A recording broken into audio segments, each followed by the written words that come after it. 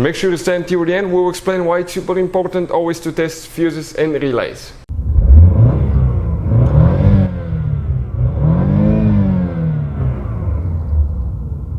Hey guys, welcome back to Electrical Car Repair Live. Thank you guys for watching and subscribing to the channel. Today will be super helpful video to any of you having a Dodge Challenger. If you have one of those and you're trying to find the fuse for the heater and AC blower motor fan, stay with us, we'll explain that in this video today. If your blower motor fan still doesn't work, we have a special video that explains why blower motor fan does not work on Dodge Challenger, so check it out.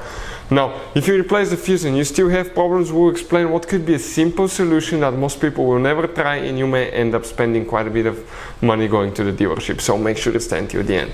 So before we start, let me just tell you a little bit about us, guys. Every single car we get here at the garage, we try to make at least 200 to 300 free repair videos. Why we guys do that? Because our mission in the shop is to save you as much money as we can. All we need in return, please subscribe to the channel, like the video, that way we can keep making these free videos.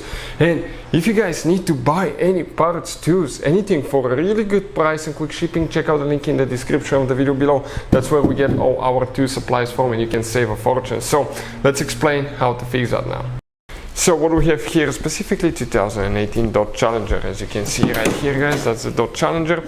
Now, most of the people will think that the fuse will be under the hood. It doesn't matter if you have a V6 or V8 engine, V6, V8 will be the same, but it's not here. This is mostly for engine management, guys. You need the fuse box for the body control, okay? And that one will be actually in the trunk. Now, this car has been in a little bit of an accident. We'll be rebuilding it soon. Nothing bad, runs and drives like a champ. And if you check right here now, listen about the fan. Okay, blows like nuts, right? But if it doesn't, first thing, I'll check the fuse.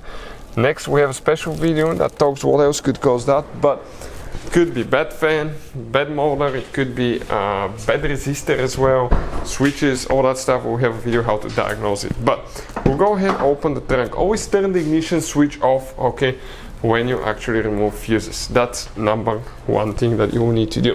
You come right here, and in the trunk next to the car battery here, this is your spare tire. You have one fuse box. You need to go ahead, open it just like that. Now let me tell you why it's super important to actually, guys, test fuses. Most people will not, but you should always test your fuses, because you may not clearly see if they're burnt or not, and if you put a bad fuse in but you thought it was good, you will spend time and money to fix a problem that didn't exist. So always test them. We'll put a link to a special video that will teach you how to test fuses, relays, and where to buy cheap fuses and relays from for a really good price as well. The fuse, guys, that we need to check now, okay, it's known as fuse number 15, F15. It's that first fuse in the second row, first fuse from left to right. That's the fuse that you need to check. It's a 40 amp fuse, I believe.